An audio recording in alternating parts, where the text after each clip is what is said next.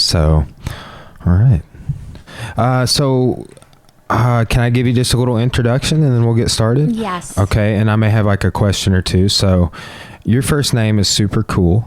It's actually, you go by Tosh, right? Yes, I go by Tosh. That's actually a part of my first name. Yeah, like the latter part, like the last part of it, right? So it's actually, is it Santoshi? It's Santoshi. That's great. That's such a cool name. It almost sounds, there's a lot of judo terms that have O-S-H-I in it, like Goshi, Koshi. And I've done a lot of judo. It's Japanese. So it reminds me of a Japanese word. When I heard it, I was like, wow. But maybe just a more Asian dialect. Were you born in? Yes, I was born and raised in the southern part of India. Wow. And my name is actually a name of a goddess that is a symbol of happiness and contentment. Wow. So that's awesome. Fridays are dedicated to the goddess. So in school, like in kindergarten, everybody used to make fun of me because on Fridays in India, you would, like, any block you would go into, there would be a bunch of Hindu temples, and they would go on playing this song on a loop, like, for the goddess. Yes. And so when I would walk into my classroom, all my friends would start singing that song for me. Did that bother you at all? It did. Actually, for a really long time, I would complain to my mother about my name. How could you name me this? Yeah, how could you name me this? I think it took me a very long time to accept my name and look at it as not like people would make fun of, but something which means more. And, I think that came much later. I mean, initially, I feel like everyone, when they learn about the name and their self-identity, there's like a path of acceptance that you have to take. Yes. Names are fascinating too. I like just with studying history, just seeing different naming cultures, and I see a lot of different names because I'm looking at a lot of different parts of the world. Yeah. One thing that's fascinated me is seeing names that, like, China called Roman provinces. It's like something I'd never thought about that I came across recently. I was looking at the Chinese reportings of Rome, and I was like, they refer to this as that, and then how the Greeks referred to certain things, and how the Romans. It's very fascinating. It is. So one more question before we get started. Like I said, I just kind of asked you to come on the show because I want to know more about what you know about, just in a passing, like, not be still the dumbest guy in the room on the topic, but have a base level understanding. I don't think you should go in with that notion. And I tell this to my students all the time, right? So we all know different things. We all have different experiences, and we all come together to share that information. My experiences happen to be in the field of physics because that's what I chose.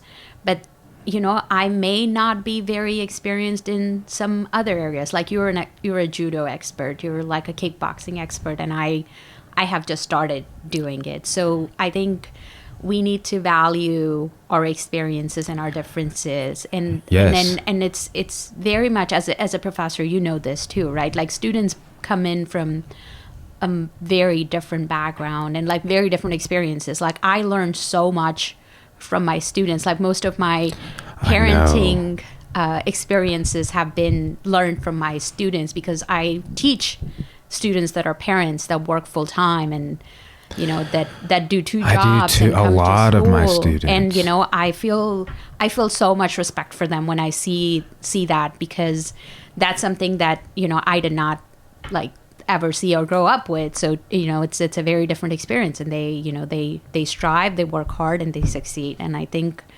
I'm just happy that I'm here, and we're about to talk about my favorite topic. So. Yes, well, that's which I'm excited to talk about, because that's something that I've been talking to Corey, like, hey, let's go take an art class. Let's go. I'm just always wanted to know more new and exciting things. So thank you for sitting down and talking with me. Can you just like give me a little bit about your background? Like, how did you get into this? How you got from India to the United States? Just a brief, very brief overview. I just hopped on a boat and I decided to get out here. No, it was much complicated than that. So I got my undergrad in India. So everybody, all of my family is in India. Nobody is in the United States. So you can't kind of say like the first person in my family that decided to go abroad, the first girl. I mean, like my male cousins, they're like expected to do this, but I come from a very conservative Hindu family, South Indian Hindu family, where arranged marriages are very prevalent, and where children live with their parents until they get married. It's a very common thing in Indian families. They're very tight knit, and the culture is very, very super duper important. My mom runs a school, so she's an educator, and my dad works for the government. Now they're retired; both of them are retired. But is your mom a yoga instructor? Sorry to interrupt. Yes, Somebody told me to ask you about this. Maybe Erin Claire. Yes, she does. She does teach yoga. So she, and again, yoga in India is not yoga here. Yoga in India is much more spiritual, much more like the meditation kind of stuff. So, and a lot of Hinduism covers a lot of like meditative stuff. So we grew up practicing that religion. Because my parents are very progressive, and they've always encouraged me and my sister to value education and put education before everything. Once I got my undergrad, I was looking at different graduate school options, and I was really fascinated by like wanting to do something in the field of nanotechnology. And I did apply to schools in India, but India is so competitive that I couldn't get into the top schools. Wow. So I decided... Is that like a population? Just because there's so many... Yeah. It's so many people, and like just the top 1% is also like 1 million people, right? Yes. So I didn't get into the school I wanted, and then I thought about it more. Hey, what do I want to do? And I always felt like physics was something that challenged me. I think this is not I don't know if it's a good way or bad way of going about it, but I like physics because it makes me work. It doesn't come easy to me. It's like, it keeps me awake at night. I dream about physics problems, and that's why I like it so much, because it challenges me. So I knew that from very early on. I think since high school, I knew that it was going to be physics. But I think after my undergrad, I decided that I want to get a PhD in physics, and I wanted to see where I could do that. So I started looking at schools in England and United States, and what helped me pick United States was I heard that if you get into a PhD program here, you'll get like paid to go to school here. Like in India, you have to pay to go to school in India. Like here, if you get into a grad program here, you're offered assistantship and stuff like that. So that seemed really exciting. Yeah. And that's when I decided that I was gonna move here, and that was in 2007. Oh wow! Yeah. So I took the so I had to take a bunch of tests, and I had to figure out what schools I wanted to apply to, and so I did that, and I moved here in 2008. Oh wow! Yeah. Wow. What did you go through any like culture shock, or do you like things? I mean, No, actually, I didn't. So I came to Arkansas, so that's where I landed first. I came to Arkansas right off the bat. This is the first state I've lived in, and this is the state that I'm still living in. So when I actually came to Arkansas, I found it very quiet, very pleasant, and I still remember my flight landing at the Northwest Arkansas airport, and there was lightning and thunder and storms, and I think that was the first time in my life I saw hay bales. Like, I've never seen hay bales before. And, it took me some time to learn what it is called, what that cylindrical thing of hay is called. And that's when my friends told me it's called hay bales. So. My family has a long history with hauling hay. Have you heard of this activity? It's something that farmers do. So when you see the hay bale sitting on the field, at some point you have to take it from the field and get it in the barn somehow. So usually, if you don't do that yourself, like a tractor at a big trailer, or if there's smaller bales, or either way, you might hire somebody. So like all my dad and my uncles would haul hay. So when I was a kid, I would drive around in the field and they would put the bale in the trailer and stuff. Oh, wow. Yeah. That's amazing. So yeah, that was really fascinating because I grew up in a very big city. It was like New York, the city I grew up in. So it was really nice to see that, Fayetteville was, at that point in 2008, Fayetteville was, pretty small. Our University of Arkansas had about 10,000 students. So it was like the size of Tech right now. Yeah. Right? I really liked it. I really liked the nature. And then I discovered the trails. Like, it took me some time, but I discovered the trails and I loved it. And I always liked riding my bike, but then after I saw the trails, I made it a point to ride my bike. And, I still ride my bike. I rode my bike yesterday because it was the New Year's, because I wanted to celebrate it by riding my bike. But that's great. I really like that. And I like the sunsets in Arkansas because they're beautiful. Like any part of Arkansas, you go and you see the sunset. It's There's spectacular. a lot of beautiful nature here. Yeah. There's a friend of mine. He's been in and out of the gym over the years, but he like authored some sort of software program, like right out of his undergrad or just when he was super young. So he's like traveling abroad ever since. And he's worked a little bit, but he's been all over the world. He got in contact with me because he trained Thai boxing in Thailand and came back and found out that we did some Muay Thai and stuff and came in. But he's like, out of all the places I've been, like Arkansas has like a lower population density, the cost of living, the air is fresh, and there's beautiful nature everywhere. And people are nice. And yes, and really nice people. Yeah, I've never been to the Northeast very much, but that would be the other spot there. And then I've actually never been to the Northwest very much, just like Southern California and Vegas and all of that. So, but most of the places I've been, people are nice. LA's a little weird.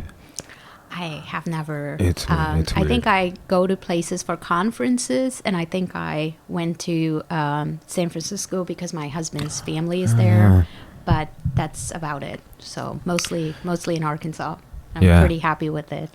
I am happy here as well. I like it. And I've traveled a lot in the United States. I've been to Mexico a couple of times, but it's a good home base. So what can you share with us today? Okay. So I just made some notes about, how did physics evolve throughout time? So this kind of helps to connect with your background because you're a history professor, right? So, this is over 16th, 17th, 19th, and the 20th century, and what happened past the 20th century. So I have a question for you. What do you want to know about physics or history of physics?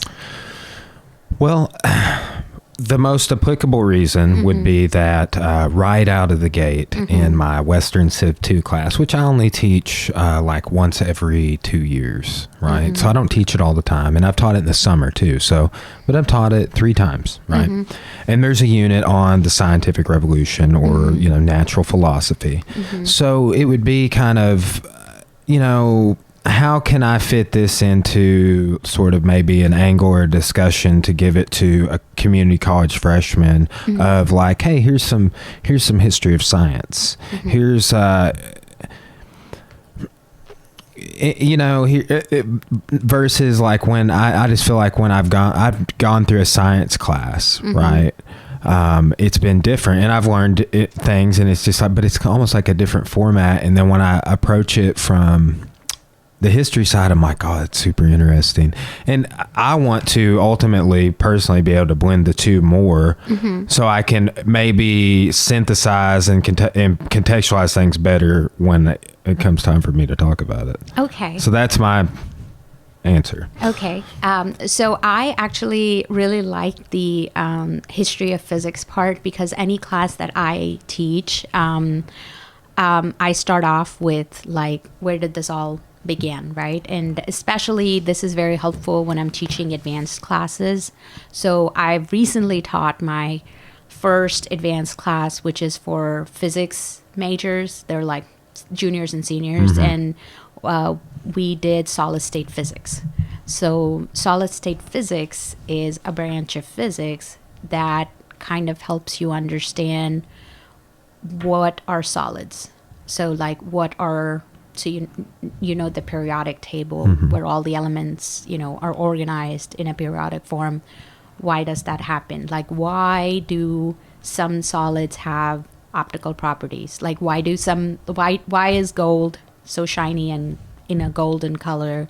Why is silver in that silver color? So those are like the optical properties of solids that are basically due to the way the band structure of solids is inside them. And, that's why they have certain optical properties. And also silver is a very good conductor of electricity and heat. And why does that happen? Why does silver conduct heat and electricity, and why doesn't gold? And what makes a metal an insulator? What makes a metal a conductor? What makes a metal a semiconductor? And all these things. So this was the first advanced class I taught, and I had 3 students, and hopefully, I think, we kind of learned a lot about, we started off with history of solid state physics, like what happened in the early 1900s that led to scientists going in this way and started talking about solid state physics, because the year 1926 is considered to be like a super duper year in physics, because that was the year when quantum mechanics, statistical mechanics, and special theory of relativity all kind of were out, and people started working on different theoretical models trying to predict things, the phenomena that were going on, that they were seeing. Because until then, Newtonian mechanics, I think past 17th century, Newtonian mechanics was like the main thing about physics that people would know. So, and then at a college level, we introduce our students to Newtonian mechanics first, because it's easy to visualize things that are, that are macroscopic in nature. You can always understand, like, when a truck collides with another truck, it causes a wreck, and that wreck is usually accompanied by damage to the body of the truck. There's some kind of sound and heat energy that is being transferred out of it. So that's a very macroscopic nature of looking at object. But then there's also this microscopic nature, where how do atoms interact with other atoms? How do electrons interact with other electrons? And how do we see them? How do we visualize them? And that is something that we learn when we start looking at, post-classical nature of physics. Yes, that's fascinating. Like, somebody just kind of asked me the other day how I would describe like our physical being or whatever, and I was like, well, like kind of like an oscillating particle. I don't know, but we don't see that, but it's like, that's something that's always fascinated me. Is like, we were talking about spectrums of light on the podcast the other day. Yeah.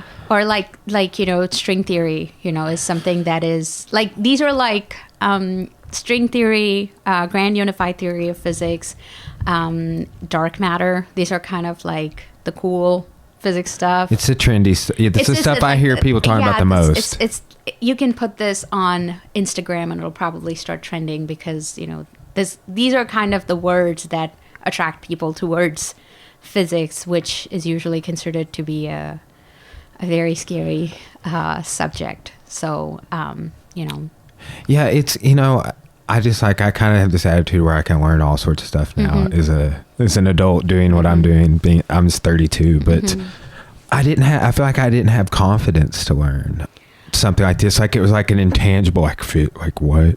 Like you would hear people talk about like, oh, I can't even understand that.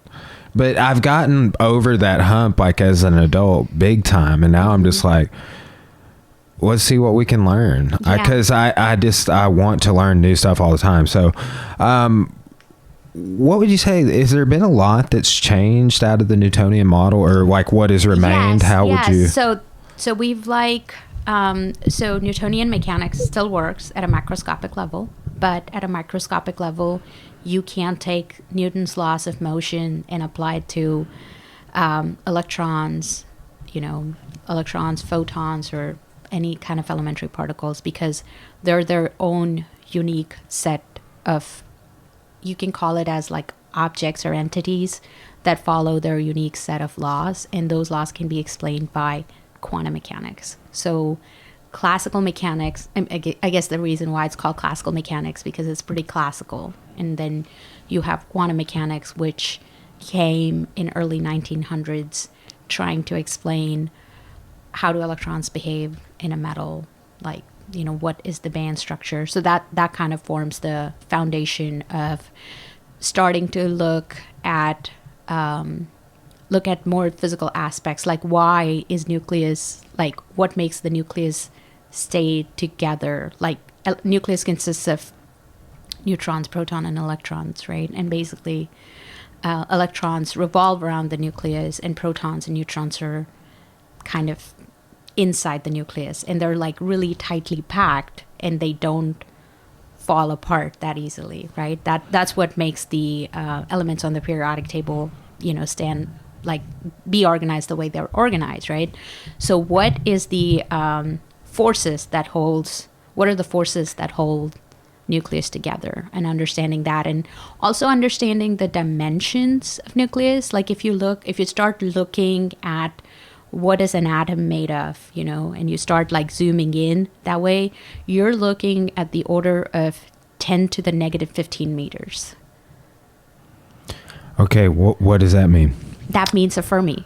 Okay. Yeah, so that is much, much, much, much, much, much, much smaller than anything that's in front of us. Perceivable, yeah. Yes, exactly. Like a human eye can't, we're still trying to invent something that will help us look inside a nucleus, but you can look inside a metal and see the atomic arrangement. You can look inside crystals. So there are devices now which allow you to look at the periodic structure of atoms, or the bonds between the atoms, or how the atoms are arranged.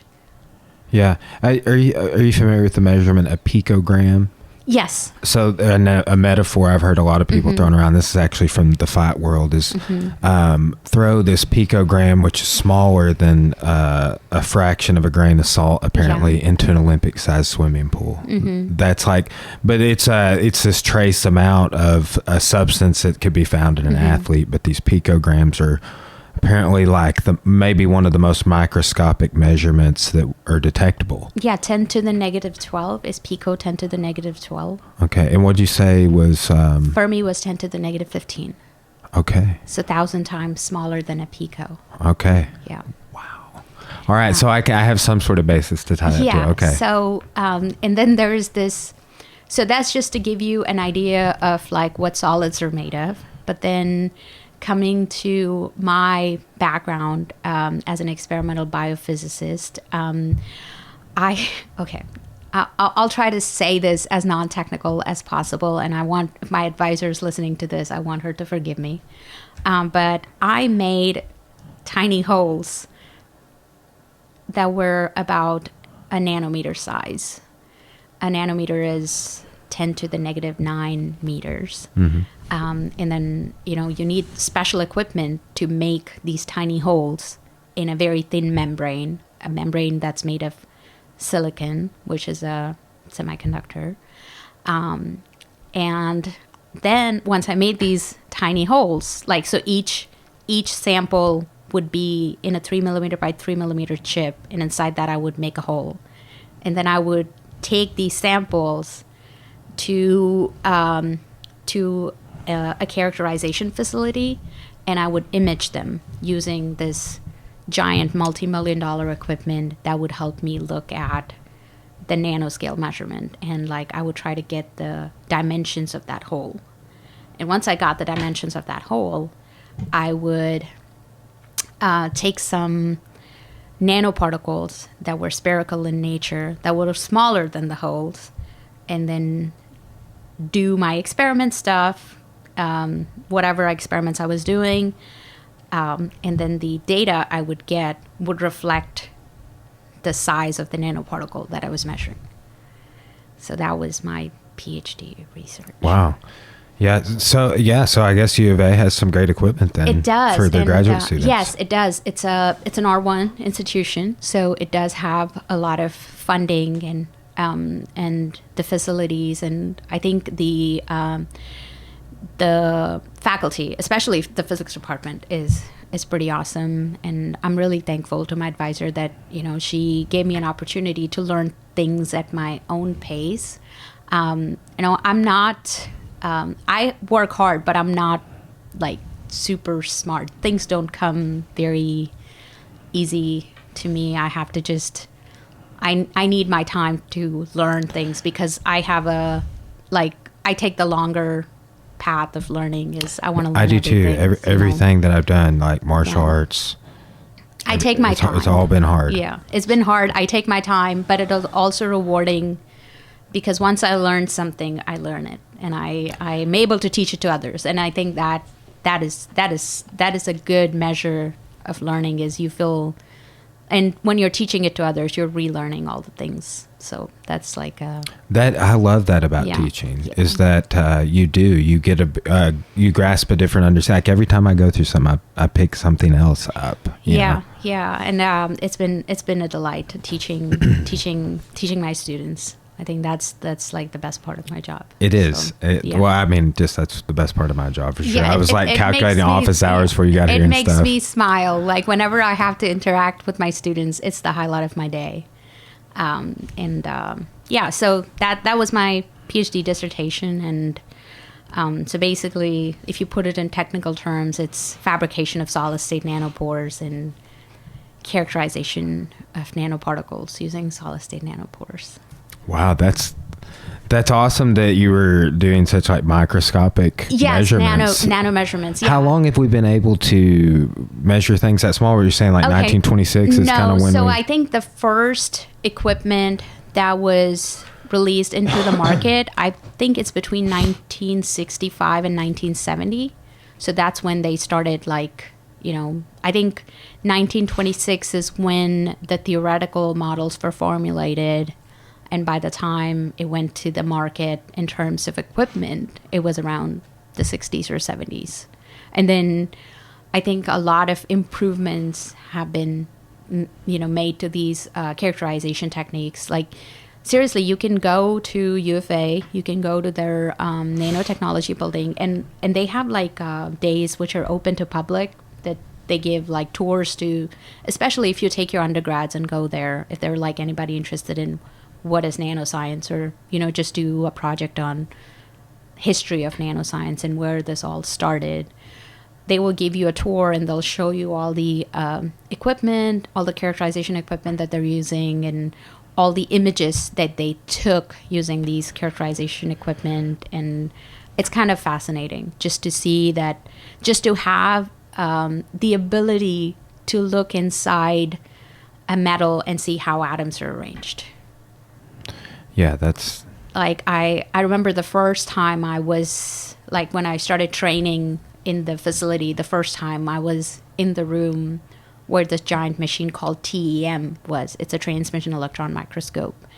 And it takes up the whole room. The machine takes up the whole room. The user has a little avenue where you can, like, put the sample, and then a little window where you can image the sample, and a computer to interact with, but the entire machine takes up the whole room. And it's like worth millions of dollars. And I was sitting in front of it, and it just made me feel like this is it. This is what I was supposed to do. Yeah, that's well. And then you were able to get a job here in Arkansas too, which I guess that probably. I mean, you're not too far from. No, I'm not too far from UFA, and I think that is a good. Like, you know, I still have connection to my, you know, where I came from, right? My roots, kind of. So, yeah. Yeah, no, that's great, and I think we're at a good kind of like part of the River Valley. Conway's is up the road, and it's really not that far of a drive to get up to Northwest Arkansas. Have you looked at the crystal exhibit? Crystal Bridges? At Crystal Bridges, they have these 2 crystal exhibits. I've only seen videos of them, but like you can look into the crystal, and the things that you see from different perspectives are mind-blowing. The crystal planes. Yes. Yeah. So I haven't looked at the exhibits at the Crystal Bridges yet, but I do know a lot about crystal structures and the lattice planes and like the technical stuff about like how crystals, like the patterns and stuff. That's part of solid state physics. That's one of the bigger areas of solid state physics. You mentioned crystals a second ago, and that made me think of that display. A friend of mine was just up there. I've been wanting to go just look at it, because seeing the video, he would just kind of hold his phone up from like a different view in, and it was the most complex arrangement of these different geometric shapes I'd ever seen. It was like you were looking for miles. It was fascinating. That's really cool about crystal structures is atoms periodically arrange themselves in, you know, you have amorphous crystals and then you have crystalline solids. And in crystalline solids, there is a periodic arrangement. So you can take one part of the arrangement, it's called a unit cell, and then you can replicate. So you can stack one unit cell on top of another unit cell, and you can generate the entire crystal structure. Okay. Yeah. And you can do it on a simulation. I mean, it's really hard to do it with you can't really take atoms out of a crystal and do it. But when we learn or when we teach students, we usually show them a lot of simulations that are freely available, you know, even for people that are interested to learn about stuff. There's a lot of, I think we're in an age of time where there's a lot more that is available to us than when we were students. And, you know, I was in school, like, I didn't know what like a simulation was, right? Like, and now like simulations are very easily available to students, and it helps them to visually look at things and learn things. And I really enjoy that part of teaching because I'm a visual learner myself, and I feel like if I can see it, I believe it, and, you know, and I try to use that in my teaching. If I like seeing and hearing, that's like the way I take in and retain things the best is if I got these Core and I both got these AirPods. Oh, cool. The Bluetooth, but they're wireless headphones, and they are awesome. I exercise more now because I have my clean more house. I do everything because I'm like listening to a book or an album, and it's at any time. It's versus I'm even on social media less because I'm just when I'm learning something new, listening to something, I'm doing something else. I'm washing dishes or something. So it's I really enjoy my my Bluetooth headphones. I can't do much at home because of, you know, I have to do my mom duties. Yeah, I've thought about that several times. Sometimes you got to be able to hear what's going on. So, but I do enjoy, like, when I'm out for walks and when I'm taking breaks and when I run, I really enjoy my headphones. Like technology, right? So, like, can you imagine that? Like, we were kids and we had, like, I see my son, he doesn't believe that things are not touchscreen. Like, so when we go touch funny. a TV, wow. He'll try to swipe it because for him everything is very tactile. And when we were a kid, that would be like a It is kind of like, it's good to see him understand things, and I have to tell him, no, that's not a touchscreen. Everything in the world is not a touchscreen. That's fascinating. So, well, you know, and we may be headed that direction. Yes, we are. And, you know, the technology is rapidly improving, like with the contributions to science, you know, everything. Like it takes a lot less time to go from like a theoretical model to a working product nowadays. And that actually helps a lot. Like every time iPhone releases a new edition, there's like this extra technological improvement to it, right? And picture quality or the camera or some kind of scientific advancement. So you can see that it doesn't take a lot of time to go from predicting something would work this way to actually seeing it in an application. Yeah, that the application is the fascinating part. Are there things like combinations of things, like applications you could see some of your work being used for? Like where is this best applied in the world? You know what I'm saying? So the PhD research that I did was looking at a very specific technique where you can detect one single nanoparticle at a time. And the biggest application of that is targeted drug delivery inside a human body. Oh. Because, if you're targeting a cancer cell and you're sending a specific medicine to that cell, right? Yeah. That medicine, that molecule of medicine has to go through an entire cell environment. A cell environment has, some kind of electric potential that it has to overcome. Wow. It consists of a lot of ions because our cells usually have like salts and stuff like that, right? And ions are much smaller than the medicine molecule. So, but ions also have charges around them. And how do the charges of ions affect the charges of the molecule that is being transported through the cell? So that would be a large scale application. Another big application that is actually out there now is, have you heard about MinION? No. Okay, so MinION is this really cool device, and you should definitely look up YouTube videos about MinION. It's by... How do you spell that? MENION? MinION is MIN. MIN. It's like Minion, but there's like a space between and ion. Yeah. It's by Oxford Nanopore Sequencing, which is like a big company in nanopore sequencing. It's the size of your phone, is the size of your Android phone or iPhone, and it consists of an array of nanopores. And what it is what this application is a very user-friendly application that students and people that are not trained in genomics research and nanopore research can do this too. So all you have to do is you have to load up your sample, which is like a protein sample or a DNA sample or anything like that. And it automates the process so you could look at the sequence of your sample. So you could get a DNA sequence of, like, if you had a DNA molecule of some bacteria that you're doing research with or something like that, you could just feed it into the MinION and it would give you the sequence readout. Wow.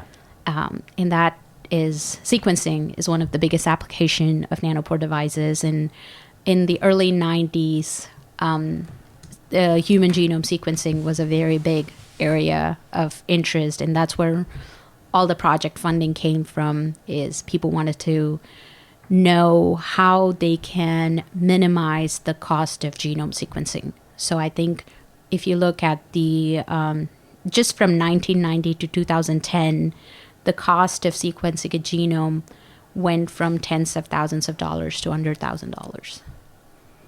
So you can get your genome sequenced. So yeah, you can know what you're made of. Okay, so that's something that I'm seeing people do a lot more, is like just different DNA mapping. Like, hey, I need to take these supplements. Yes. What do you know anything about that? So I'm not like an expert in DNA mapping and stuff like that, but I do know that all the ancestry DNA kind of toolkits is just to help you connect with this giant database of, like, my idea is that you give them a sample and they just, like, figure out what your genome is, and then they try to match it to similar genomes, and then they try to connect and build your family tree. So Cora got some Christmas presents for some yes, like yes. that. I think it's a very popular Christmas presents because it's I mean, look at the cost of it, right? Like, can you imagine something like this 10 years ago?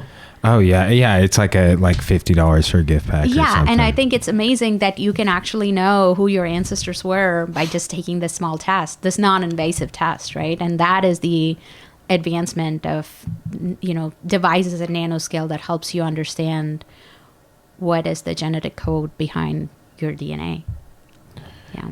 Yeah, fascinating. And another thing is a lot of what stuff that we're doing in physics will also help biology, so like at some point you start to see a connection that all fields of science are very deeply related to each other. When you start out as a student, you think like, I remember being like very reluctant of giving into biology. I would think like biology is super hard and I would never understand biology, and biology is something that I can't process. But as I got further with physics, I realized that there is a point where everything I'm doing, you can see applications in biology, because as humans, we're made of millions of cells and millions of proteins, and this is all automatically happening in our bodies that we're trying to scientifically create outside in an experimental environment. Yeah. So we're like the biggest and the finest machine. Like, we're biological, but if you look at it from a physics perspective, we're like the perfect machine that like everything works. And yeah, I know. Like, I think back all the time, because like the times that I had physical science in ninth grade, and we did a little unit on. Well, we did mechanics, like pulleys and levers and stuff. And now, being a jiu-jitsu black belt, I'm like, okay, how could I use that? Because it's all about efficiency. It's all about achieving the most with the least. Yeah, that's kind of like, there's a lot of work being done in all of the martial arts training that I do. Biomechanics, yes, right? That's yes. the field that you are probably like more interested in. Biomechanics is something so I think running has been a recent interest for me. I ran 2 miles this morning, which is not I ran 2 miles too. It's not anything I've done in a long time. I ran 2 miles too. Yeah. So how did you do? What was your pace? It took me like 17 minutes. Okay. Like, I just had a slow pace. I wasn't really warmed up. I pulled up to St. Mary's and I was like, I'm going to do something. I'm going to run. I was thinking about it because I made this list of like things that I'm not comfortable doing, really. And it's not that I'm uncomfortable. Like, it's just like, I'll just go do a machine. I'll just do the elliptical or the stair climber or something. But I was like, no, I'm going to go run outside for 2 miles. Yeah, I hadn't done it in probably 5 years. Really? Honestly, yeah. Wow. It's been great. I actually enjoyed my run this morning because it wasn't that cold. The wind wasn't too hard, and I'm on. So it's been 3 weeks since I started running again, and I'm doing this 20-week half marathon training to finish the half marathon. Are you doing the Russellville half marathon? Hopefully, that's the plan. But I want to do a 5K, like, and I'm going to keep up with doing some running. Like, I've just been doing all the logistics on my schedule for this coming semester, so I have workout time and so you have like all everything. planned. Yeah, and I think running actually helps me because I feel good. Like, that was something I resisted for a really long time in my life. Is I never thought I was a runner, but I started running last spring, and then I hurt myself, and then that's when I realized, I actually like running. And did you just sustain an injury running? And so I got my first bout of plantar fasciitis. Oh wow, yeah. So, I haven't had that, and I haven't really had shin splints or anything either. So that was something that's why I took too much time off from kickboxing too, because I kept going to podiatrists asking to tell me what to do so that I could keep working out. What did you do? They just asked me to take time off, and I did. And I think, the pain did not go away. So instead of helping me tools to manage it, they just asked me to back off from what I was doing. And then I think it took me about 8 weeks when I realized, I tried a bunch of things, and I realized I started monitoring my pain levels, and I was like, if I do kickboxing, I still feel the same pain. if I don't do kickboxing, I still feel the same pain. So I should probably do kickboxing. Are you still struggling with it now? No, actually, I feel a lot better. And That's great. Do you know Mama? Yes, I do know Mama has had it. Okay. Yes. I don't know if she's still struggling with it, but I talked to her about it briefly, and she just said that tons of stretching. Yeah. There's certain types targeted. Yeah. And I think one thing I realized is it's mind over matter, right? Like, I feel like your brain is the most powerful thing that you have, that, you can set it to anything and you can do it. And I think it was just scary to have something like that happen, like a prolonged pain thing. It is. That would happen. And I think about that because, like, I'm paranoid about getting hurt because I have to be able to teach my martial arts classes. You know what I'm saying? I think you shouldn't be afraid of getting hurt, because one thing I've realized from being hurt, like physically, you can still do stuff hurt. Yes, and once you come back, you'll be better at it. Yes. Have you ever heard of David Goggins? No. He's this guy. I'm listening to his book right now, but I've seen him on a ton of podcasts. He's a Navy SEAL. Oh. But at one point in his life, he was 300 pounds. Wow. And he lost 100 pounds to get into the... Sorry, I don't know what that was. Probably the dog. Oh. So sorry. That's why we need the neutral location studio. But David Goggins, his gimmick is callous your mind, and he talks about going through the Hell Week in the SEAL training, which is like the last week, I guess, and having a cracked kneecap in one of the weeks. He had to go through it 3 times because he freaked out one time, he got injured one time. And then the next, you put your body through so much. But he's like, he was talking about doing ultra marathon running. Wow. So he started running like 24-hour races and like a 60-mile trail race in Hawaii. He did all this crazy stuff, and he was doing it a lot of times untrained. He ran a 100-mile race, and he's like breaking his legs doing it. Like basically like his shin splints, ailments that runners got so bad, like his toenails and stuff were. And he's just like, well, I knew if I could do this with shin splints or a broken pinky toenail, I could do it with a broken leg. And I was like, all right, dude, you're out there. But it's motivation. I will say that listening to him is exactly why I ran 2 miles this morning. Wow, that's a great way to, start off your day. So that's actually that's pretty good. I run 3 miles on Saturday. That's the plan. So I'm trying to figure out which I'm going to work out one day on the weekends. That is my plan. Do you work out at St. Mary's or anything like that? No, actually, I used to go to St. Mary's I moved to Russellville 3 years ago. This is my 3rd year anniversary of being in Russellville, of our being in Russellville. And when I moved here, I think I went through a lifestyle shift because I came from Fayetteville and biking everywhere to... no public transportation. No bike trails. And it was a very big...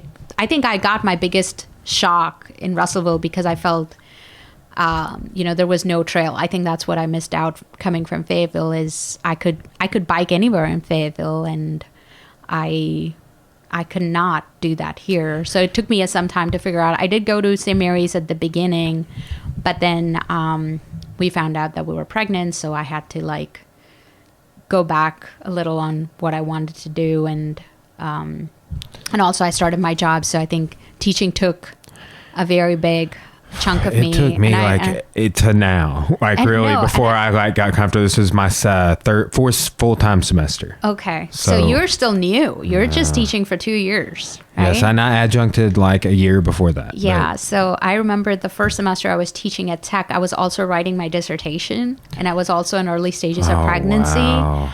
It was... You can do anything. It was a mess. I remember throwing up in my office and then going and lecturing and coming back and cleaning it up so it doesn't... it was very bad. Man. But I got through. We got through. I mean, I should thank my husband for that, to support me through all that. Did you guys meet in Arkansas? Yes, if you don't mind me asking? We did.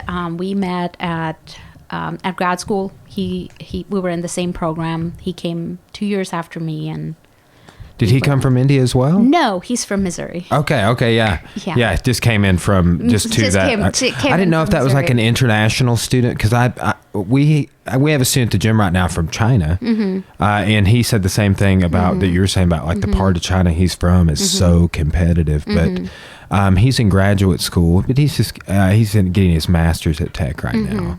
And in some sort of tech IT. IT, yes. Yeah. I think we have a lot of international students. I think the international communities mostly comes from the graduate school. We do have some undergrad students that come from Bolivia, Mexico, Nicaragua, Venezuela. I've had students from all these countries that I've taught. So I think that's what is so good about tech, that it is affordable. And I think students feel comfortable coming. Moving a country is a very hard decision, right? Like, you leave everything that you know behind. I don't even know how you did it. And you just move to a different country and start your life, right? And you don't realize the impact of it until you grow up a little bit later. But, when you're like in your 20s, you don't realize how much of a change you're putting yourself through when you move across the globe, right? And, and that's something that impacts you. It's more than just hay bales. It's a lot more than hay bales. It's an entire universe. Yeah, I can't imagine. Like, if you were to reverse the roles, like me, like, I'm going to go get my PhD in history in India. I can't imagine. Like, one of my mentors and thesis committee chairs trying to talk me into going to get a PhD in Hawaii, and I didn't even think about it, honestly. I was like, I didn't look into it, but she's like, we can make this happen. You can do this. I got this person too. You need to come. And I just really wasn't interested at the time. And now I do have a sort of a passing interest in getting my PhD, but Cora and I are planning on going through the family phase as well. And it's just like, I don't know. Well, I already have a full-time teaching position too. Having gotten a PhD, this is my experience, right? You get a PhD for yourself, right? If that's what you want to do, go for it, because getting a PhD is like when you were talking about the Hell Week, about the SEAL marathoner, right? Grad school is like that. And getting a PhD is taking that inward journey in figuring out who you actually are, because it's a path that is quite challenging, and you feel really vulnerable. And, there were days when I thought I was never going to get a data set to write something about it, and you have to go through that to realize that it's okay. The struggles that you're having, a lot of people go through those struggles, and it just, when you come out on the other side, you can be very hopeful that things do work and things do happen. You just have to persevere. You can't give up, and, you can't give up and walk away. I mean, if you want to do it, that's okay. But, if it's your personal choice. But if you want to see it through the end, you see it through the end. And I think that is something that I took away from my PhD, and I want to keep it with me throughout my life. Is if I'm pursuing something, I want to see it to the end and not give up and walk away. Because I think that will make me unhappy if I gave up something and I walked away. So I remembered I had a hernia repair surgery, and I took a semester off in grad school. Wow. And half of the professors I knew were like, oh, you won't come back if you do that.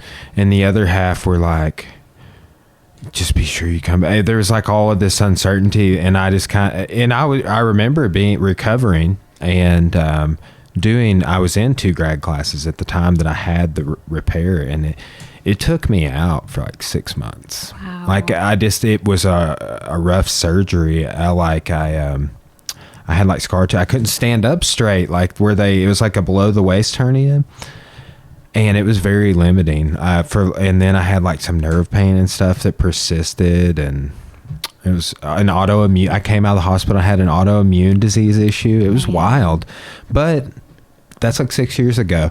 And that was that was when I was in the Forge, and I went back to grad school, and I got my master's degree. And I always remark to people about, I remember like I was studying for this philosophy test, and you never probably knew Dr. Bush, but he was the philosophy guy for forever, like 30 years or something. Yeah. Okay. He retired like 5 years ago. So I hardly know people outside.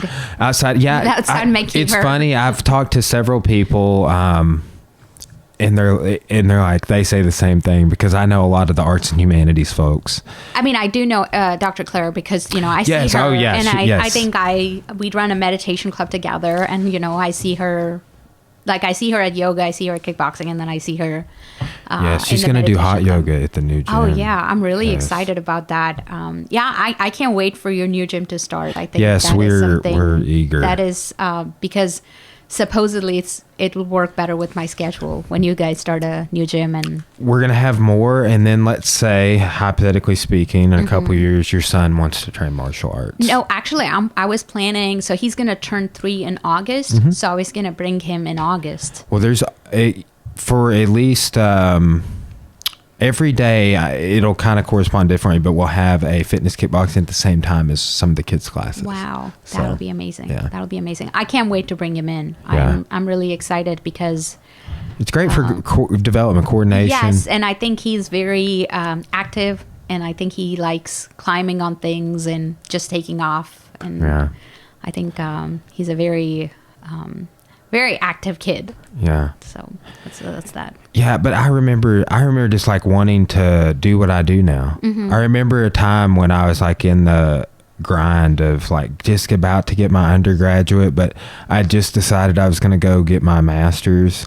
But I was going to teach high school, so like I was like, oh, well, I'm not going to teach for like, so a long more time. You went to Tech, and then you went to U of A? No, I went to Tech all the way through. Oh, you got your master's from Tech too. Okay. And from like my a couple of my cousins have got college degrees, but like a whole lot of members of my family have not. I was the first. Like my parents didn't go, my grandparents didn't go.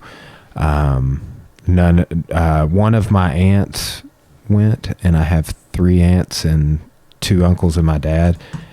And it wasn't something that it was like something that people and like me and a couple of my cousins did. But like, yeah, I'm so glad. But I remember just like, I decided not to be a high school teacher. And then, so that meant that I wasn't going to get to teach for a long time, and maybe never. Right. But I was like, well, I'm just going to get my master's degree. That's what I want to do. Then I can potentially teach college. I might get a PhD. I don't know, the gym. I don't know. But I remember pacing back and forth studying for a philosophy test and wondering if I would ever do what I do right now. And then like I remember going to teach like my first class and like thinking back to that memory. But this is like, I think this is great, like for the podcast, like hearing these sort of stories, because if I just needed to hear that when I was like an undergrad. I needed somebody to be like, yeah, I've been through this and it was horrible, but I made it. Yeah, and I think you just have to keep moving forward. I mean, I think you just want to see what's the next best possible option that in front of you and not be scared. And I do try to emphasize this to a lot of my students is don't be afraid of failure, because don't be afraid of getting frustrated. Physics frustrates people, right? I mean, you don't learn until you get frustrated, right? And that's true in martial arts too, right? Like you don't learn how to do a move until you are like sore and you're hurting, right? Yeah, it's repetition. Well, like what you're saying earlier, like I really do. Like I have to copy things. I have to read it. I have to listen to it. I have to take notes on it, then translate those notes into type notes, and as many revisions as I can get going through the same stuff. I feel like just to get a base level. Yeah, and that's okay. That doesn't make you any less smart. I think smart is a relatively negative term, because that means you're comparing yourself to somebody else. Yeah. So, it's, that makes you unique. That's the way you learn, and that's the way it works with your system. And that's totally okay. And, somebody can do it in 2 minutes, but, it's like there's no competition here, right? You be you and you do you, and that's something that I do emphasize a lot in my classes, and I tell my students, because I know a lot of my students come from first generation college students, and they're really scared of coming to college. they're really scared of talking to a professor. I dropped out 3 times. And then they're really scared of taking a physics class. So I have like the combo when they walk into my class, because it's physics, it's a professor. Are you in McKeever? Yes, I'm in I remember McKeever. being afraid of McKeever. Yes, like I would walk like next to the library and I'm like, what is that building? Yeah, that's the science building. Because it's kind of like the back of the building. It's not really like where I would always see there's just kind of a weird appearance. I think there's so much like fear coming into a classroom that if I can do anything to not get rid of that fear, just reduce that fear by 10% so students feel more welcome, more inclusive. And, you create an environment where everybody can do science. You don't have to be a genius to do science. Everybody can do science. So I think I would suggest is when you are teaching history of science or something like that, make it super fun, make it super exciting for them to learn about, like in terms of history. Just look at like a timeline or make like a timeline chart or go do their own research and background and come talk to people like in McKeever. They can come talk to me and I can tell them all about like all the things that I know. And I think it's just spreading that awareness about science will help a lot of people not be so scared of science. I think that's a good way to start. I was like, I guess 26 or 27 probably when I took biology. I waited because I was scared. And I took physical science too, or maybe it was earth science. I can't remember what my second science I took was. I took like the bare minimum, and I waited till the very end. Because it was the hardest class. Well, yes, and I dropped out a couple of times. I mentioned, and I was like, man, in high school and junior high, I was not an outstanding student. And it was always math and science. I had good grades in English and history, but it was always math and science. So I just got out of high school and I had this view that I was like stereotypically bad. No. And that I was good at I overcame that, right? Because I actually made an A in biology. I think it's so the way we decide that we're good at something or we're bad at something is based on our previous experiences. And especially with maths and science, if you haven't had a very constructive path from early childhood, you automatically assume, and you see this more in girls, they automatically think that they're bad in math and bad in science, and they can't do math and they can't do science. And this goes on a repetition from very early on, that you're bad at math, you're bad at science, you can't do this. And that's not true. Do you think, like for me, I will say like it's gotten easier and easier, or maybe it was the teacher, there were variables, but I have like a lot of speculation about brain development. Like if you kind of correspond with when I went back to school and started making good grades and got a 4.0 and a master's degree in these things, like I was getting on the tail end of my brain development, like, yes, I'm going to learn for the rest of my life, but there is a school of thought that would say like your brain is still developing till you're 23 to 25. Like, do you know anything about that? What happens after 25?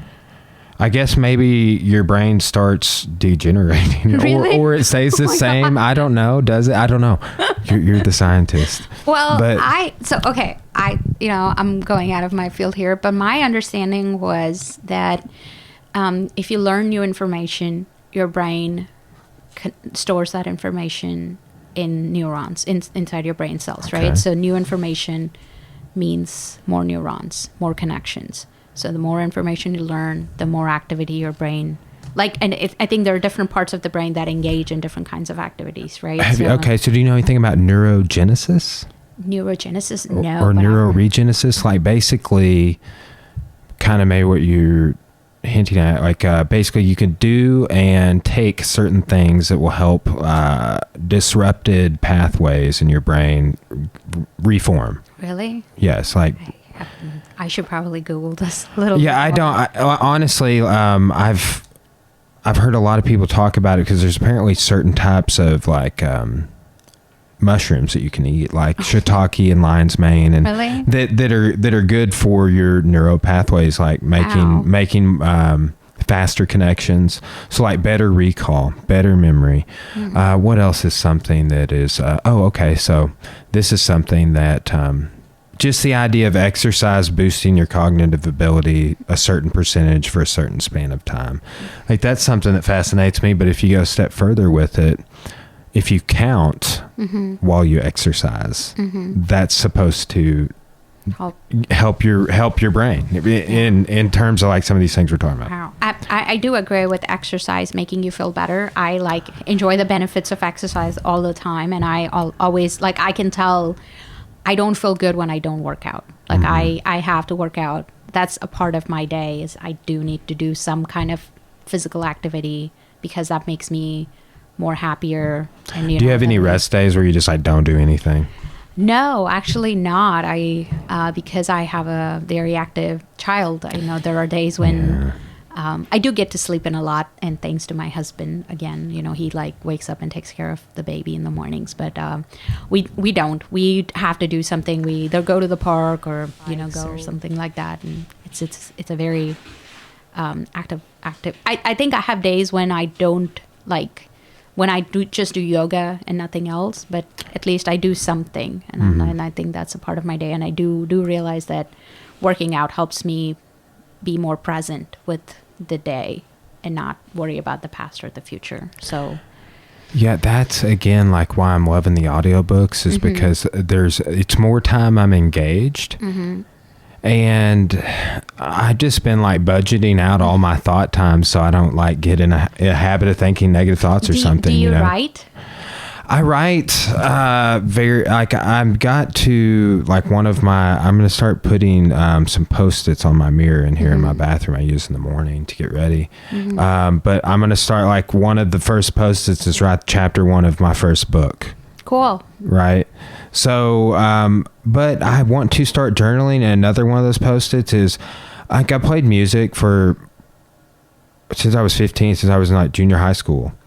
And I've always played guitar and played music, but I've never really written any lyrics or anything to go with it. So I'm going to start focusedly writing like more poetry and lyrics and things like that.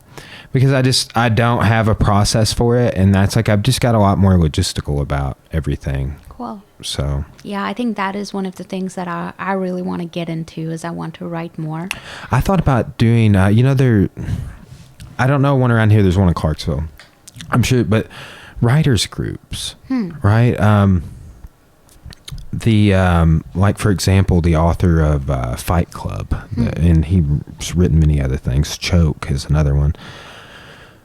But he just basically in his hometown finds some group of people like me and you and, Charlene from down the street or whatever. And they all get together and they're like, hey, I wrote this story.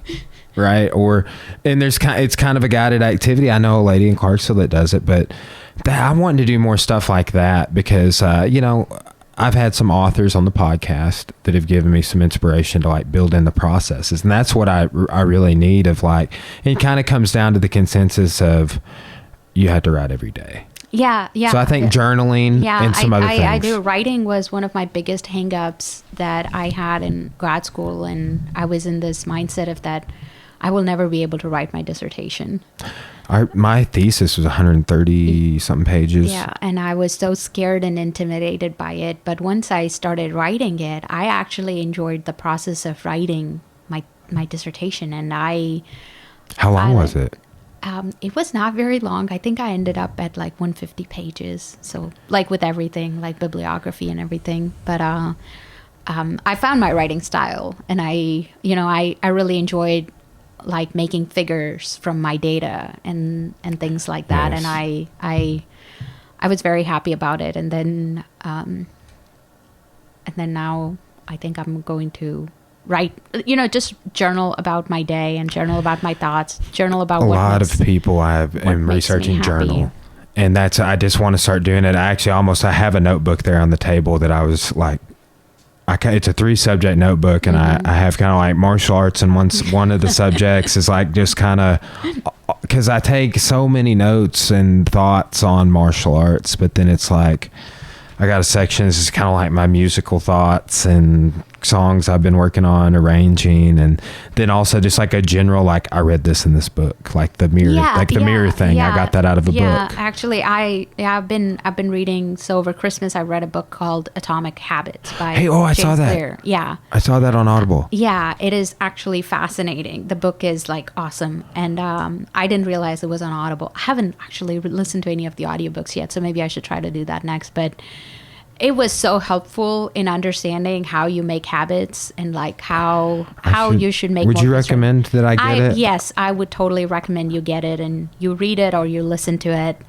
But it's been like very intuitive in understanding that, you know, you're following this 4-step procedure of forming a habit, that you have a cue and then you like make it really visible, like how you get into a habit of browsing social media or going to Reddit or something like that, right? Because you make it really exciting for yourself and you automatically do it without even thinking about it, right? I joke with people that we're like a goldfish in that way. Like we just get on a circuit where we're just like, or watching a movie and then we're like, look at our phone and they're like, oh, no. It's a trigger, right? As soon as it buzzes, you want to know what's in there because it's a very exciting thing. It's stimulus. It is. And I think habits are that way too. And I think for me, I want to be very self-reflective about the habits that I learn, because being a professor, you know, we also serve the role of being a role model to our students, right? Where we have to be very positive and be very uplifting and be approachable at the same time. And it's always good to take a step back and look at yourself and say, hey, are you being positive? Are you being uplifting? And are you helping, you know, encouraging people, right? Yeah, you know, like I know I've had limited interactions with you before, asking you if you want to do a podcast, but I just seen you and seen how you interacted with Cora at the gym. And I talked to you a time or two, like when Cora was sick that one day. I got really worried. I mean, yeah, Cora is a very big part of my life, and I don't know if Cora knows this about it. I don't want to sound like stalkery or creepy, but for me, working out with Cora is a very, very important thing in my week. If I don't work out with Cora, I feel like my workouts are not done. So and she's that for so many people and kids. Yes, and that's so inspirational, right? Like it's so important that for me, kickboxing means hanging out with Cora and like doing the wall sit and listening to her stories. You know, that's the image I have in my head, and it's so empowering. Like that's another thing is I actually felt much better coming to Forza than I ever did anywhere else in Russellville. You know, I felt like you guys make it a very friendly, open community, which I think is, you know, like I've seen people of all ages, all shapes, like the energy that you have when you walk into that space is much different. Like that's what we want. Everybody's so happy and everybody's trying, and that's very good, you know. Yeah, so if you weren't approachable, I wouldn't ask you to come on the pod. So you're an approachable professor, and I'd had a couple of your students come in and they say like, "Hey, Dr. Nandivada, she trains here," and I'd be like, "Yeah, she did." But a couple of people came in and they just had really good things to say about you too. So I just wanted to see, you know, like you could be my conduit to knowing more from the scientific community. Yes, and more about teaching. I know I'm learning how to teach, and I'm learning. I feel like teaching is such a big, like it's such a massive thing. You know, you've had certain kind of teachers, you know, that were always by the whiteboard and that would write on the whiteboard. Like, you know, we grew up in a much more traditional classroom environment, right? And now the focus has been shifted more towards students, right? We want to be teachers that help our students succeed, right? So we have to learn how to be that kind of teachers and how not to be the teachers that are like, you know, always near the whiteboard or the blackboard and away. We want to be with the students. And I think that's the transition that I have been actively trying to make as a professor, is how do I build my classroom around student learning? And, you know, how do I, and it's a lot of work, right? And, you know, like, you know, like teaching is one of the, you have to think about your students all the time. Like there's no weekend off, and like you have to prep, you have to continuously, you're engaged continuously with like thinking about, are my students, I always get worried when I write a test because I feel like I don't gauge the quality of my test because I wrote it, and no matter because I wrote it, I can do it in 15 minutes.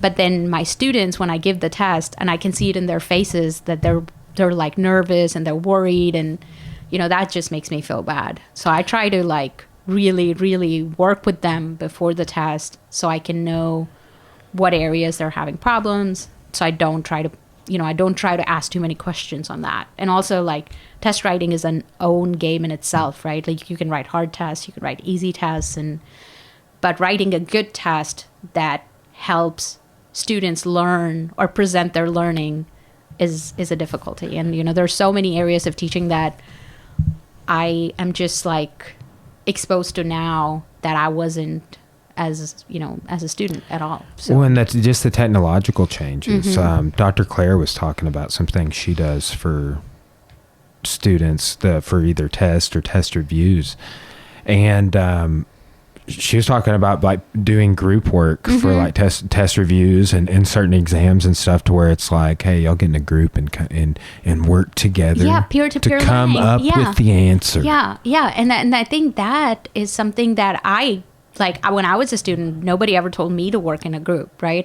It was always like, you're competing with this other person, so you have to do better than this other person, right? It was a very competitive, not like cooperative, right? And now we're moving into an era where cooperative learning, like if you look at industries, if you look at any kind of leadership roles, right? It's more of a flat structure that everybody's aiming to, where everybody's treated equally, respectfully, and, you try to connect with people instead of just saying that I'm your boss, or I'm the CEO of the company. You're trying to like have that human connection with everybody that you work with, build trust, so that everybody is more engaged in doing whatever they're doing. And I think classroom is a very dynamic environment, and if you don't make students comfortable, it's you have to work with them for 16 weeks, and it's not going to be a pleasant environment. So yes, yeah. Like, what is your largest class size? My largest class size has been 40 students. Okay, I'm 32 is my all my classes are 32. But I do have to say, like, one thing is students from Arkansas are very very respectful. I've like always had students, even if they don't like me, they always call me ma'am, and like they try to communicate with me. I think that's like, I find that amazing. It is. It's hard. It's weird. It's hard for me not to call people like Dr. Nandivada, because I went into a thesis defense the other day and was talking with Dr. Peter Dykema. Do you know him? No, I don't know him. Well, he teaches like history of Christianity in the Middle Ages, Renaissance, Reformation, some scientific revolution and stuff. Now that Jenkins may teach the scientific revolution.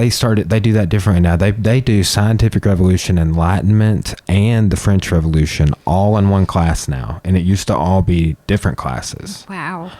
Yeah, that's my first test in Civ 2. I've never taken history ever in my life. These are some fascinating topics that I just rattled off. But Dr. Dykema was like, "Oh, call me Peter," and I was like, "What? I can't do that." Yeah, I do know. There's a lot of my students call me Mrs. Nandivada. They can't say my last name, so it usually comes out. I go by Dr. Ann. That's what I told my students to call me because. Did I pronounce it correctly? Nandivada. Nandivada. Nande. It's the lower D. Okay, Ananda. Nandi. Nandi is the. So you know about Lord Shiva? So Shiva is one of the gods. Oh, yes. Yes, his pet is Nandi, the bull. Oh. So the place where Nandi is from is called Nandivada. Ooh, I gotta look into that, because the island of Crete in the Mediterranean, that's where the story of the Minotaur comes from. Oh, really? And King Minos. Yes. Yeah. So yes, that is really fascinating. The early culture's deification of the bull is fascinating to me. Yeah, so mythology is like kind of overlaps if you look at that. So yeah, I asked them to call me Dr. N, because it's so much easier for them to like if they can't say my name, they're not going to come talk to me. And if they are struggling to say my name, definitely they're not going to talk to me. You definitely have an easier name than some of the professors I've seen over the years. I've never really had a professor with a complicated last name, but Yeah, so I don't know. I'm learning a lot, and I think teaching is hard, but I like it. I think I really enjoy my time when I spend with teaching or just engaging with students. I think that is very valuable because I do get to learn how people learn, and I'm fascinated by that. So. Yeah. Like one quick question, and then we can wrap it up, and or we can keep talking. We've gone on, and it's a kind of conversation. Do you want to? Yeah, exactly. See, it just flies by. Oh my God, you are. I think I was so nervous about. Most people are their first time. I know. So yeah, we could wrap it up because. Well, we'll wrap it up, and hopefully in a few weeks or a few months. Yeah, sure. Come back on, right? Yes, and yeah, I can tell you more about.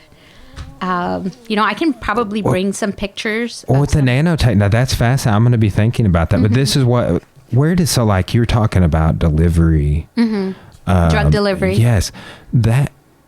What role is AI going to play in that? It's not going to be a human being doing what you're talking about, right? Okay. So with AI and machine learning and neural networks, so this is like a big field that's going to be very, very, very popular in the next few years, right? I think that we're just building up to stuff like that. But the targeted drug delivery, the targeted technology, it's going to be a very instrument-specific thing. And also the pathways that the nanoparticle takes or the drug molecule takes in your cell environment, that should be well studied, right? It's not, you can't have a small device to just go, you can get it in an area around the cell, but that path needs to be, taken by the molecule itself. So that is a very specific path that the molecule is going to take. Depends on the surface chemistry of the molecule, depends on what is on the surface of the molecule, what's the size of the molecule, what is the cell environment it's introduced to. So that field is called electrokinetics. Okay. So that is another field which overlaps a lot of physics and chemistry, which you can look up because that's I will. That's why I'm kind of taking some notes because some of this stuff I try to make more of a habit of just looking up things I've never heard of. Mm-hmm. Because honestly, most people be like, you would say electrokinetics, and they're going to be like, yeah, I know what that means. And they don't look it up. Somebody did kind of an experiment on me to where they were focusedly said a word to me or a paragraph, and they had a weird word in it, and I didn't think about what the word meant. I just prescribed a meaning to it. I'd never heard the word, and it changed once he told me what the word meant. It changed the context of our whole conversation. He did it as a thought exercise on me. It was my friend who's a Scientologist. It's apparently an exercise that they do. Wow. Right. But he blew my mind with it, right? So I'm like, man, I'm going to start looking up words more focusedly. I know. You should. And electrokinetics is a very safe word and has nothing to do with Scientology. Okay. Yeah, so, I will get ads. Yes. Electrokinetics is looking at how charged particles behave in an electrolyte, which is a salt, basically sodium chloride or potassium chloride. How do charged particles behave when they're surrounded by ions? And that's the electrokinetics of charged particles. So, all right, I will look into it. Okay, that's fascinating. That gives me some. Now I have a little pocket of information to learn some more about. And definitely read the book or get the Audible for Atomic Habits. Oh yes. And any other books you would recommend while we're wrapping up? Why We Sleep. Why We Sleep. Okay. What is a basic, do you remember the author or anything? I don't remember the author, but I do know that he is a psychologist from Harvard. And these two books are the New York Times bestseller. And it basically tells you is why we sleep as human beings. Why our human body did not get rid of sleep as we evolved. Sleep is one thing that throughout evolutions we still hold on to it. Why do we require sleep, and what happens if you don't sleep the required amounts? What are the short-term effects of not sleeping? What are the long-term effects of not sleeping? And all kinds of other issues that come out from not sleeping, and why you should make sleeping a priority. I did that when I started teaching, but I also shortly after I started teaching, I started taking melatonin, and I recently stopped, and now I'm having the freaking craziest dreams ever. Like, I had a dream the other night, Cora straight shot 2 people. It was a crazy dream. She was like protecting me or something, but I was just like, woke up and I was like, oh man, but the whole time I was taking the melatonin, some people report the opposite. I was not dreaming, but dream states is just like a form of consciousness. Yes, and are fascinating. And like it's just, you know, sleep is divided into REM sleep and non-REM sleep, and you know, when you go into the REM sleep is when you start dreaming, and dreaming is actually good. That means you're getting enough sleep to have dreams, so that's actually a good quality of sleep. But this book actually talks a lot about why, like how as we're growing up we make sleep less and less important, and why that is bad, and you should. And I think my recent interest in sleep has come from being a new mom, right? Because we had a kid and we went through about 9 months of not having any sleep. Yeah. And it was a very, I would say very like, it was not a very motivating experience, because then you start learning about why sleep is so important and how do you make sleep a priority. And I think, and just learning that sleep is important at every stage of life, like why infants sleep for 16 hours a day and why, you know, adults only get to like 7-8 hours. So that's something is important to me, because I get to talk to my students about it because they don't sleep. Yeah. So, you know, they think that they have so much to do. And I know college is really hard. Like right now, college is like, you know, taking 15 hours of classes and having like a full-time job, and you know, it's what they do is incredible. Like, so making them aware of like, hey, having good sleep habits is a good long-term thing that you can go with. Did you pass on naps when you were a kid and not want to go to bed at night? No, I was a very obedient kid. I was that way. I was like, I remember being in kindergarten. I was actually homeschooled till 8th grade.